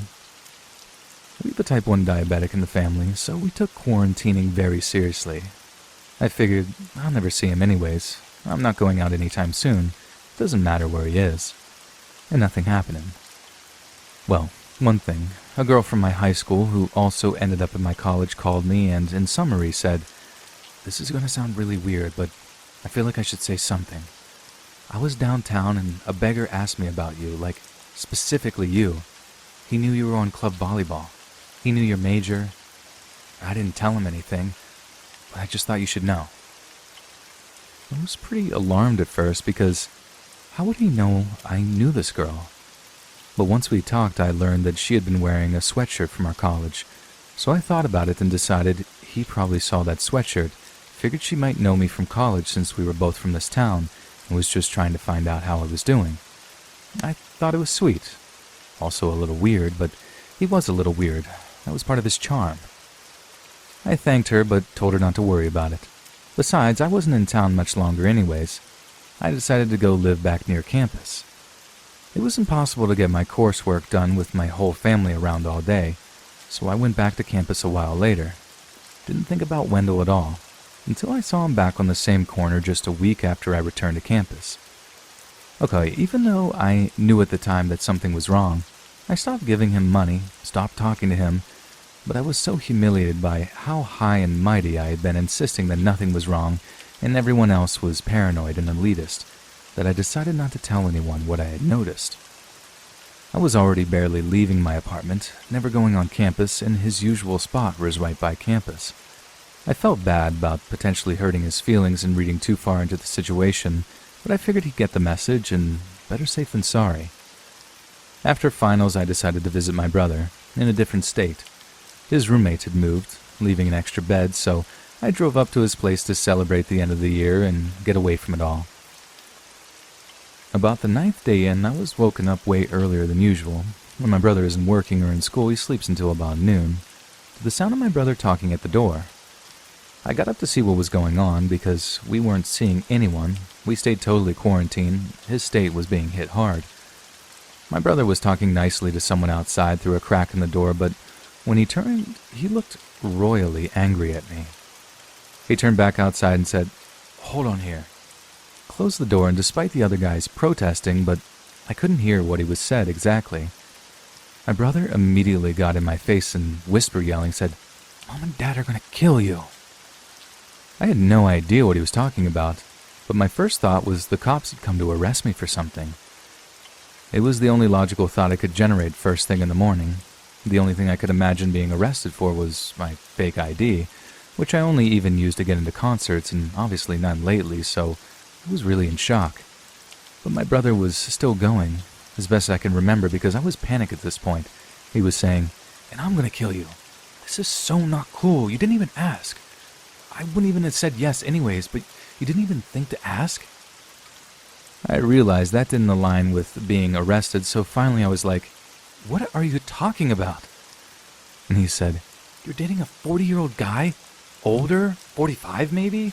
Of all the people out there, I mean, Jesus, Dad's gonna kill you, and then have a heart attack and die, which will kill Mom, and you invited him to my house while we're supposed to be socially distanced? You two can go to a hotel because he isn't coming in here. I wasn't a dick to him, but out of respect for you, but if he doesn't leave now, that's gonna change." So I had no idea what he was talking about. None. I hadn't connected any of the pieces yet, because you gotta remember, Wendell was such a small part of my life until this point. I almost never saw him or thought about him. My whole world had been turned upside down by a pandemic in the preceding few months. He was background noise. Faint background noise. Compared to all the other stuff I had going on. So I just said the first thing that came to my mind. "Dude, I don't know why you're getting so mad at me. I don't even have a boyfriend. I don't know what you're talking about. Someone's got the wrong house, obviously." My brother looked like he was ready to rip my face off. He said, "We're adults, come on. Don't lie to me. I'm not Mom and Dad. Can't deal with this if you're gonna lie to my face." And I said I wasn't lying, and I think he could tell from my expression and tone that I was genuinely serious. So now he was as confused and irritated as I was, and he was like, "He didn't just vaguely say he was here for his girlfriend. He used your name, he rattled off a ton of very exact info. I think he said he said you guys had a fight and he was here to work things out." Now, I've been looking for a boyfriend for a long time, so I was half thinking, maybe dreams do come true. Might as well see who it is. But I was also starting to feel a bit sick. In the pit of my stomach, because it would be one thing if this happened on campus or back home, but I had changed states. My brother moved to this state for school, and I don't know anyone here but him and his friends. So I finally did the obvious thing and looked through the peephole. I almost didn't recognize him at first because he had showered, shaved, and changed into clean clothes for the first time since I'd known him. But I kid you not, It was Wendell standing at my brother's doorstep, hundreds of miles from his original corner. I was so scared I couldn't speak. My heart was pounding like I was slipping under deep water with my legs tied. I just backed away from the door and sat down on the couch and tried to collect myself. My brother thought this was my affirming that there really was some secret older boyfriend who had just made himself known, so it took a minute for him to cut off his ranting and his dramatic, "what will Grandma think" stuff. Finally, he realized I was tearing up, and he sat down, calmed down, and apologized and said we'd figured it out, and I whispered, still out of breath, "No, you don't understand. He followed me here." My brother still didn't get it. "What? You didn't want him to come here? What was your fight about?" he asked, still thinking the guy was my boyfriend. I managed to repress my panic enough to explain the broad strokes to him, but I don't think he fully grasped how creepy it was in the moment because he was like, "Kidding me? That's hilarious. I'll take care of this." He went to the door and called from behind it. "Yo, just checked. She's not here. Must have packed out this morning. You should do the same. I'm taking this social distancing real serious." And he winked at me. That's when, as my brother says when he tells this story, it got real. Wendell said, "You're lying. I heard her in there. Tell her I'm sorry. I don't know why she's been avoiding me, but I got cleaned up for her, and I'll take her anywhere she wants to go. Tell her that. Tell her. And don't lie. I'll know if you lie."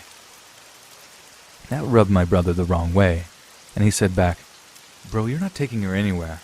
Now get off my deck before we have a problem." And Wendell sounded like he was walking away, but instead, he was going over to the window. When I saw him staring, he looked different than I'd ever seen him before, even than a few seconds earlier when I glanced through the peephole. His clothes were clean, but they didn't fit or match. Eyes bugged out of his head, white stuff caked on the corners of his mouth. I hadn't noticed at first. Shaking, kind of disconnected from reality. He started banging on the window, shouting things like, "That's my girlfriend. You can't keep her in there. You... let her out. Let her out. I'm coming for you, baby. I'm coming." I couldn't tell if it was meant as a threat or a reassurance. I was so scared. I was too scared to run or even move. I think my brother was almost as surprised by the sudden outburst. He was rolling up his sleeves like he was prepared to go out there, and I was trying to make my voice work to beg him not to. But I was so anxious, scared, embarrassed, and sad that I had missed all the signs leading up to this, all the opportunities to prevent it, that our friendship was never the wholesome thing I thought it was. Though, of course, that's something I had already begun to grapple with before this day, and had so many thoughts swirling in my head, fear being chief among them. All I could do was scream. Not just words, just outright scream, and cover my ears to drown the whole situation out. Before my brother could charge out the door, he's an athletic guy, but I don't think he's ever actually been in a physical fight, Wendell punched through the window. Nothing actually happened when he punched, though, and there was an eerie moment of silence where nobody moved. I think I even stopped screaming.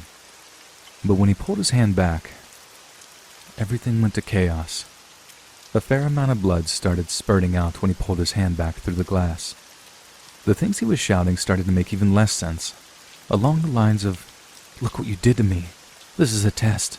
I told you I couldn't be stopped." And the look in his eyes got even more distant. I think the sight of the blood, which has always made my brother really squeamish, made him realize this was real, and he finally yelled, "God, call 911, would you?" While I leaned over against the door, which Wendell was now repeatedly running into, even though he was nowhere close to breaking it down. I don't even remember making the call, but apparently I did, because within 10 minutes the police arrested Wendell without resistance. He kept trying to tell them his girlfriend was trapped in the house and he'd come all this way to save her. My poor brother was even momentarily handcuffed and had to explain that he hadn't taken me hostage. Probably one of the most haunting memories of the whole event is, as they carted Wendell away for arrest, he started singing opera music.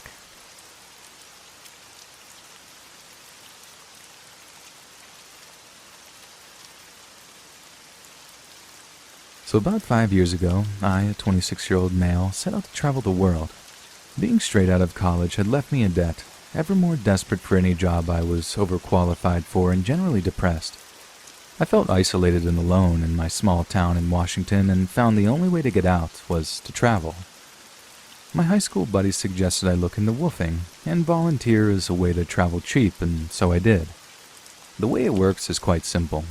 You work for around 25 hours a week on some farm for food and housing. The draw is that since the community of cheap travelers is quite big, it's a great way to meet new people, get outside of your comfort zone, and just let yourself live and figure life out. Fast forward 8 months, and I am a seasoned cow poop shoveler. I started out in Washington, Oregon, and went south to California.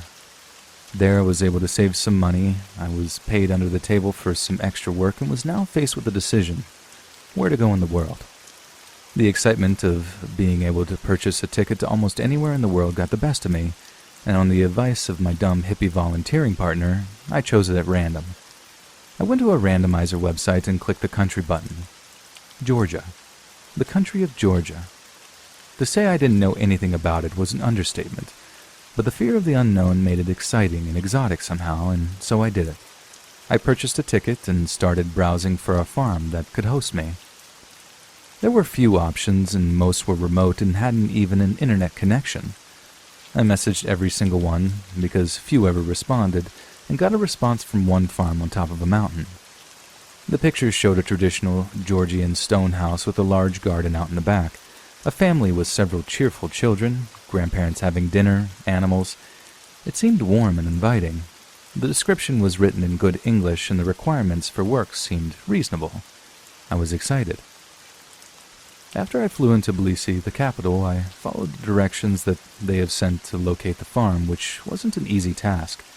Few in Georgia speak English. The roads are messed up since few have been maintained since the fall of the Soviet Union, and the country is generally poor.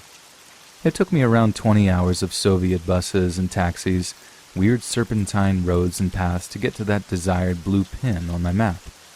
It was a dirt path leading up a steep hill into a national park up in the north of the country. There was nothing for miles on end but trees in their silence. As I got up the hill, I saw the house about half a mile away on an even steeper hill surrounded by the trees. From that viewpoint, it seemed abandoned, overgrown, brown, and dreary. As I walked past the gate, Geary, the apparent owner, approached me. He was a heavy, small, middle-aged guy with a big smile on his face. He shook my hand and in broken English started to show me around. He also smelled of booze. As he was showing me around, I noticed that there wasn't anyone there but us. I asked about his wife and kids, and he brushed that aside and said something to the extent, "They're away right now." By this point, I am creeped out. From browsing around, it was apparent that the farm was in deep decline. Apple trees and crops were dying. The roof of the small barn caved in, the house itself full of trash and smelling of mold. It was obvious that Geary was going through a rough patch, but I wasn't going to turn around and just leave in the middle of nowhere without a plan, having not slept for the past 36 hours. It was evening, and after feeding me well and trying as best as he could to hold a conversation in English, Geary showed me to my room on the second floor, and I went to sleep. I almost immediately blacked out from the exhaustion and stress, and would have slept for 10 hours if I wasn't awoken by a strange noise in the middle of the night. I sounded like something metallic and heavy being dragged across the wooden floor. In that sleepy in-between state, I listened to it for a few minutes, thought nothing of it, and went back to sleep once it stopped. In the morning, Geary, now sober and grumpy, asked me to repair some of the windows and doors in the house, as he himself planned to go and fetch some components in a nearby village. Again, I got this weird feeling creeping down my spine. Something wasn't right. He didn't maintain eye contact and was evasive. There was no cell reception, no internet. Once he left, I checked around the house to get a general idea of the place, and it became apparent that the place was hardly ever lived in, like one of those abandoned houses. There was broken furniture, newspapers and old photos on the floor, a shattered mirror. I took my phone and looked through the saved listing again. The photos didn't match neither the backyard, the garden, or the walls. Geary wasn't in any of them. It was a completely different house. Now by this point, I am full-blown panicking. I pack my stuff and start to leave when I see a group of 3 men going up that first hill. There aren't any other paths I can take, so I go behind the house and rush down this hill into the forest. After some time, I stop and listen. I hear them in the house. They're clearly looking for me. Afraid of making any noise, I remain still, hidden behind a bush. I don't know how long I waited, but they were persistent. At some point, I hear them leave, so I count until some large number and proceed back into the house and path, and once I find it's all clear, I book it out of there. Never ran this fast again. And I'm still in the middle of nowhere. No traffic, no public transport. I reach a paved road and start walking in the general direction from where I remember coming. Hours go by and finally a car drives by and stops. Now in a horror movie this would have been Geary and his friends, but this was actually a really nice Russian family that gave me a ride to town. The listing disappeared from the website in a few days after I left, and I haven't heard from Geary since. I've yet to make sense of that experience. I've traveled since and volunteered too. Some people, once they hear this story, laugh and say that the guy was coming over with a couple of friends from the village to have a chat over a few beers. Some say he was bound to kidnap and kill me. But I trust my gut feeling. Something was really not right. So I hope to God I never meet Geary and his friends again.